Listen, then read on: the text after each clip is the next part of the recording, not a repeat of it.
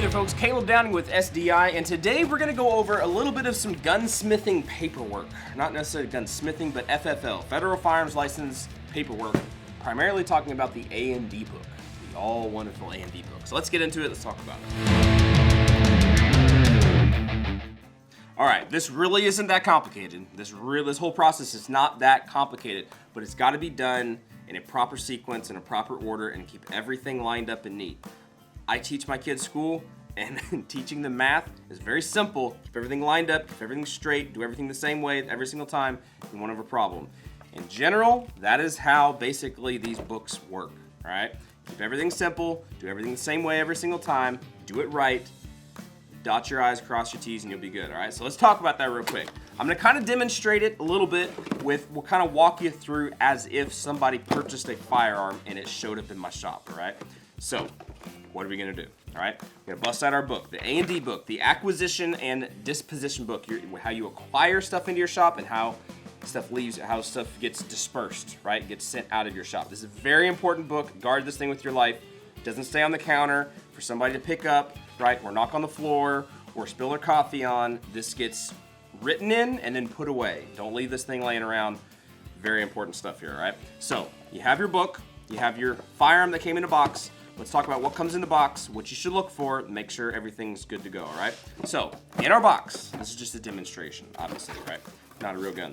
In our box, you're gonna have a couple pieces of paper. You should have a couple pieces of paper and your firearm, all right? We're gonna set the firearm in the box aside for a second. We're gonna look at these two main pieces of paper that you should have. You should have a receipt, right?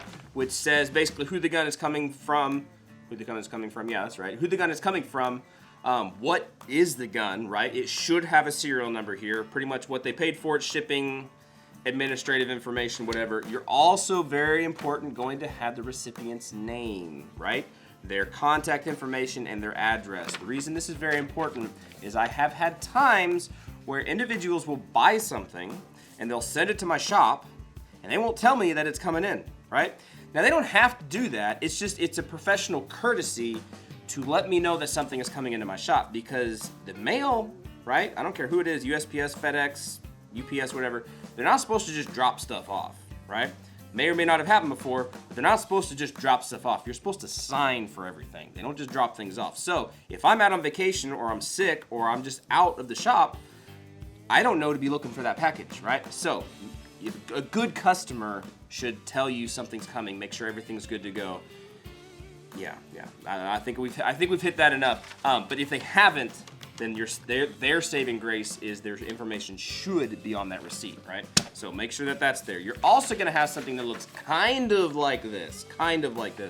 This is the Federal Firearms License of the business that is sending you the firearm, right? So you're going to want to make sure that that has the proper license number. Also, that the expiration date is not expired, right? You want to make sure it's a current license, right? It's going to have their information, their business information, business address, the type of license. Make sure that it is signed and dated. It doesn't have to be like an ink signature here. This could be a copy. A lot of times they'll have a big thing that goes across the top that says this is a copy. That's fine. You just need a copy of their firearms license, all right? Now that you have those two pieces of paper, you're going to check and make sure that the firearm's in there, right? That obviously should be in there. And you're also going to check the serial number against what should be on the receipt. The receipt should usually, I don't know if I've ever had one that didn't have it, it should have a serial number on there. And you want to make sure that those two numbers match, all right? Very, very important. All right, so now that we've checked the box, we've made sure that we have all of our proper paperwork from whoever is sending this. Now we can move on to putting this firearm into our inventory. All right, acquisition, deposition. So here we go, this is our book. We're gonna act like this is a brand new shop with a brand new page. I already did take one and it messed it up. So we're gonna go to a brand new page right here. And this is going to be the first transaction in this book, the first transaction of my business, all right? The reason I'm saying that is because this is the way that I do it, and there might be other ways that other people do it. Again, knock on wood, never had a problem. I think this is a very neat and orderly way to do this. Transaction number, this is where I start. I just start on the left-hand side, work my way across. Transaction number, this is going to be transaction number 1. Well, why? Because it's the first one in the books, it's the first one for the business, and you're just gonna go all the way down here. These numbers will always be in sequence. 1, 2, 3, 4, 5, all the way down. I don't mix and match numbers, all right? I don't know why some people do that, but I don't do that. Transaction number 1.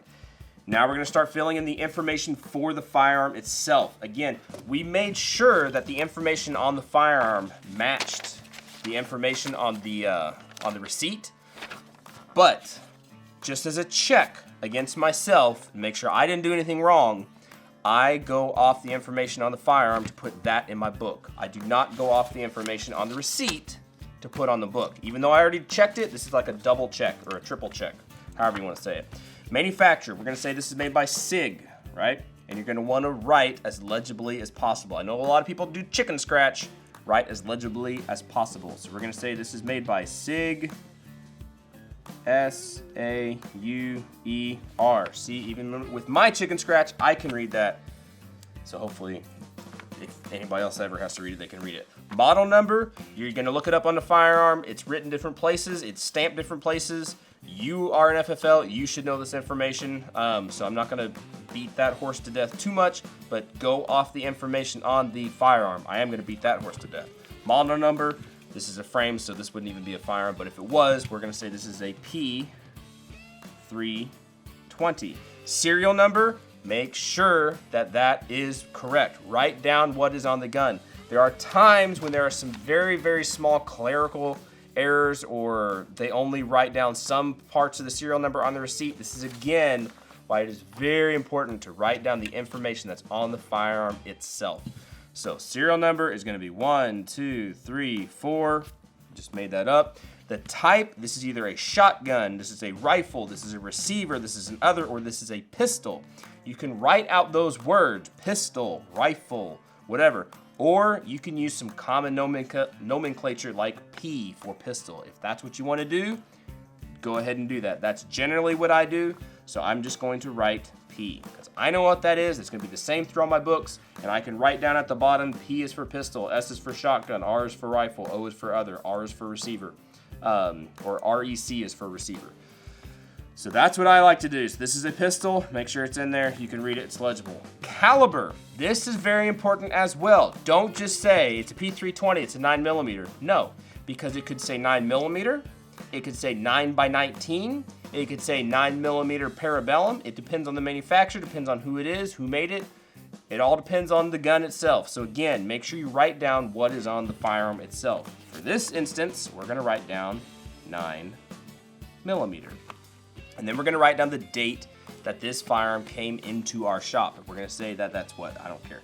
10/10/2030, sure. And this is, again, where I like to keep everything the same. Every date is going to be written this way, all the way down. I'm not going to change it. Thankfully, I'm the only one in my shop that does the books, so that it all stays the same. I can control everything, and it just makes it easier for me to be able to see it and understand it. From whom is this firearm being received? We're receiving it from this FFL. The information on this FFL is what we want. So we're going to write down the business name. So the business name will go here. And then we're gonna write down the FFL number, right? That entire numbers. We're gonna write down that entire number, all the dashes, all the letters, all the things, the whole thing. We're gonna write down the entire number, all right? At this point, you can tell this is a take 2 because I've already done it. At this point, I'm going to mark my receipt and the FFL that came with this firearm. I'm gonna mark that with the transaction number. Right? This is transaction number 1. Transaction number 1. It keeps these papers, the receipt and the FFL, it keeps them together and it ties them to this transaction. All right? So now, let's talk about what happens whenever you go to dispose of the firearm. All right, when your customer comes to pick up their firearm, they're gonna fill out this right here. This is a 4473. I'm sure many of you have filled these things out. You probably should if you're watching this video. If you're a federal firearms license, I'm sure you have. And you probably help people fill them out. So we'll do a separate video on how to fill these things out and some common things that people miss. But for this video, we're mainly focusing back here on this back part of the page. This back part of the page, you have this area down here. This is your section for your background check, all right? Couple exceptions to doing a background check is if this is part of a NICS. purchase, or not a NICS purchase, it's part of it of an NFA purchase if they bought a short barrel rifle or a suppressor, silencer, short barrel shotgun, whatever. If it's part of an NFA approved purchase, they already have their tax stamp. Their tax stamp is their background check. So you can mark this down here, number 28, as being you don't need a background check. Or if they have a current concealed carry permit, that information goes here, and you can check that off as that being proof of their exemption from having to have a background check, right? For most people, when they come in, you're gonna fill out this information and you're gonna run a background check. This area right here, and in this current date, which is 2022, the revised May 2022. By the time this video comes out, there'll probably be a new revised one, I'm not sure. But somewhere in here, you're gonna have the NICS number. They're gonna provide you with the NICS number after they have run the background check, right? You're gonna submit the background check after they have approved it, right? Then you're gonna get a NICS number. You're gonna get this big long number, and you're gonna put that here, all right? So after your purchaser has come to pick up his firearm, filled out his 4473, you've run their background check, then you come over to your books and you go to dispose of the firearm. You're gonna write down the date. Let's say he picked it up the next day, so it's 10/11/2030. Disposition, you're gonna write down the guy's name, right? John Doe, Johndoe. You're gonna write down his name. You're gonna write down his address, right? We're just gonna do it this way because it's quicker. You're gonna write down his address, and that's what you need from that part. Now over here, you're gonna write down, you just basically go off these blocks. Again, I have never had a problem, knock on wood, with filling this stuff out, right? So it's worked for me, hopefully it's gonna work for you. You just go off the blocks of what they say. The date of birth, right? You're gonna write down their date of birth, XX something, XX something, XXXX. So that's their date of birth, all right? Their driver's license number. You're gonna write down whatever the state is. Let's say whatever state you're in. I'm in Alaska, so this would be an Alaska driver's license, right? And you're gonna write down that driver's license number. You're gonna write that down right there. I don't do anything here. NICS is where I write down that big long number. And why did they make this one of the smallest boxes? I have no idea. So I end up having to write my number diagonally across this way, but you make sure that it is legible. You make sure that that number is in this box, and you make sure you have that number before you turn over that firearm. It'd be a big no-no if you turn over that firearm and that you don't have that number. You need that NICS number, all right? Repair invoice number, I don't even worry about that because I keep that the same as my transaction number. That's why this whole juncture, this whole enterprise, whatever, is all done under the same exact number. That way it can be easily looked up and tracked as far as my records go to see what happened to this firearm when it came in here. This is all part of transaction number 1, all right? Okay, so now that we are done with the 4473, they filled out their 4473, you've run the background check, you have a NICS number, you filled out the disposition side of everything, you signed out the firearm to that individual, you put all the information there you need. Couple other things that I like to do, just a CYA kind of thing, make sure everything is good, kind of redundancies, is while they are filling out the 4473, I will ask them for a copy of their driver's license. And I will tell them I'm going to make a copy of this driver's license. So I go and I make a copy of the individual's driver's license, right? Little smiley man, all their information. I have a copy of their driver's license. It's probably not even showing up, right? What I'm gonna do is whenever I run the background check, right? I've never called one in. I'm sure there's ways people do that. I've heard of people doing that. I do it all online, and in general, unless there's a problem, it comes back really quick. And if it comes out really quick, and obviously you have to get the background check done before you can even fill out complete the 4473. When that background check comes back, I'm gonna print out the details, right? And I'm gonna use the same piece of paper that I copied my ID on. So I'm gonna put this paper with the copy of their ID back into my printer, and I'm gonna print out the details of that NICS check, which that's basically going to print a bunch of information down the side, right? Which is going to include the NICS number, right? So their background check number all their pertinent detailed information, the things that they put, the answers that they put to the 4473, all that information is going to be here along with a copy of their driver's license. I think that is very important. I find that it's just a cover your butt kind of thing, but I'm going to take that again up here in the right hand corner. I'm going to mark that number 1 because this is part of transaction number 1. I'm going to take that copy. I'm going to take the copy of the FFL, right, the Federal Firearms License that came with this purchase. I'm going to take that information. I'm going to stick that in the completed 4473 that is also going to be marked number 1 in the transaction portion. That's number 1. So this is all part of number 1 transaction. I'm going to take this and I'm going to file this appropriately into my filing system. All right. And at that point, I will take the receipt because I don't need their receipt anymore. This is not my information. I don't want their address stuff. I already got all that information. This is for their records. I'm going to take their receipt. I'm going to put it in a box. Take their firearm, I'm going to put it in a box. Any other stuff, patches and things, whatever, that came with the firearm, all their stuff they paid for, that goes back up in the box. I give the box to the individual, and I tell them to have a nice day. That's basically how I go about doing my acquisition and disposition book, my A&D book. I find that I have not had a problem with this. Again, knock on wood, I've never had a problem with this. Now that I make this video, I'm sure I'm going to get audited and all kinds of stuff is going to come out and get whatever, I don't know. But I fill this out the same way every single time. I make sure their 4473 is filled out properly. We'll probably do a whole video on the 4473 because that can be a bear and a half if people get stuff messed up on there.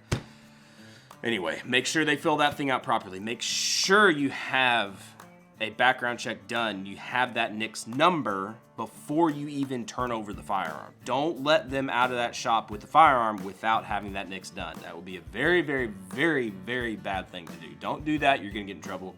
Don't do that, right? Make sure all that stuff's done. And what I like to do is make sure that the information, right?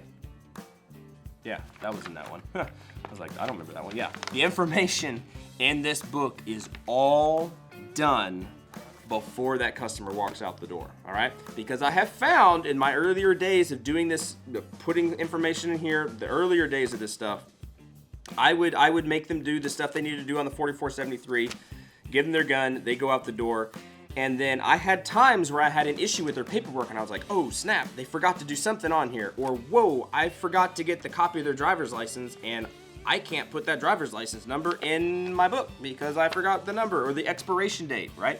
I had the number on the 4473, but I didn't have the expiration date. So there's some things to look for and make sure, and that's why I get a copy of their driver's license.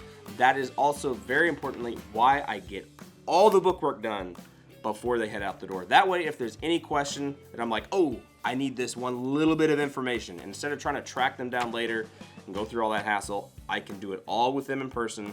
It doesn't take very long, especially if you do it the same way every time. It's like a checklist. You go down, you make sure you do everything right. All right, that was a lot of information. Again, it is not hard to do this properly, but it's good to have a system, and everybody has their own little system. The main bullet points are all going to be the same. You got to get the same information into this book somehow or other, but everybody has their own ways and certain ways of doing it, and this is how I found that's worked for me. Again, knock on wood, everything has been fine. Never had a problem with it, right? This is how I like to do it. Hopefully you learned something from it. All right, I'm Caleb down with SDI. Hopefully you found that interesting. Hopefully you found that helpful. And yeah, hopefully you have some fun doing some book work. I'm sure some people out there really love book work, right? Some individual loves it. I don't necessarily not like it, but I find it very satisfying to get everything done properly and to help people out with their little hobbies and stuff. All right, that's it. You guys be good, be safe. Catch y'all later. See ya.